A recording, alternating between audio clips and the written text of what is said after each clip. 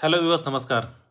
आपको पता है प्राइम एंड कंपोजिट नंबर्स क्या होते हैं? बड़ा सिंपल सा सवाल है, सबको पता होना चाहिए। तो बात करते हैं प्राइम नंबर्स की। Prime numbers greater than one वैसे सारे नंबर्स हैं जिनका सिर्फ और सिर्फ दो फैक्टर होता है। दो फैक्टर में एक, अब यहाँ समस्या आ गई, फैक्टर। आप फिर कंफ्यूज होंगे फैक्टर क्या होता है। तो चलिए बताता हूँ फैक्टर क्या होता है। फैक्टर, मान लीजिए ए कोई नंबर है और बी कोई नंबर है और हम ए से बी को डिवाइड कर पा रहे हैं। फॉर एग्जाम्पल 4 है, 4 को हम 2 से डिवाइड कर रहे हैं। 2 दूना 4, कंप्लीट डिविजिबल हो गया, रिमाइंडर 0 बचा।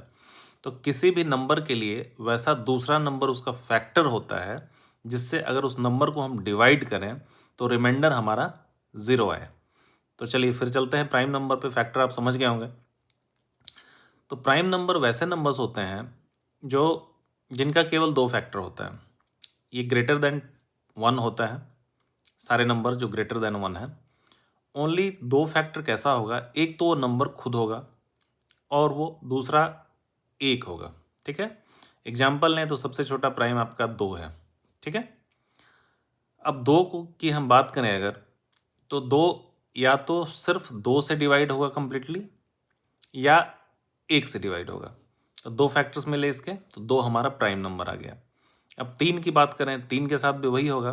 3 या तो 1 से डिवाइड होगा या खुद 3 से डिवाइड होगा।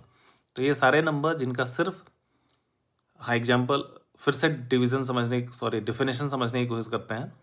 कोई भी नंबर जिसका ओनली टू फैक्टर हो, ग्रेटर देन वन हो और टू फैक्टर्स में से एक वो नंबर खुद हो और दूसरा एक हो, ये है प्राइम नंबर। अब बात करते हैं कंपोजिट नंबर्स की। तो कंपोजिट नंबर का सिंपल इसका अपोजिट लगा लेंगे। वो सारे नंबर्स जिनके फैक्टर्स 2 से ज़्यादा हों। ठीक है, जैसे अब 4 की बात करें हम, 4 का फैक्टर क्या होगा? एक, पहला 1 होगा, दूसरा 2 होगा और तीसरा 4 खुद होगा। तो जैसे ही ये 3 फैक्टर्स आ गए यानी 2 से ज़्यादा आ गए तो एक कंपोजिट नंबर हो गया। अब आपके लिए सवाल, आप ये मुझे बताएं कमेंट में लिख के, ज़ीरो क्या है? ज़ीरो प्राइम नंबर है या कंपोजिट नंबर है? और उसके बाद आप एक बात और बताएं कि 1, एक एक प्राइम है या कंपोजिट है? इन्हीं छोटी छोटी चीज़ों को न जानने से, कॉन्सेप्ट क्लियर नहीं होने से आपका मैथ बहुत वीक होता है। तो जीरो फियर मैथ के साथ सीखते रहें और मैथ्स को अपना आसान करते रहें। Thank you.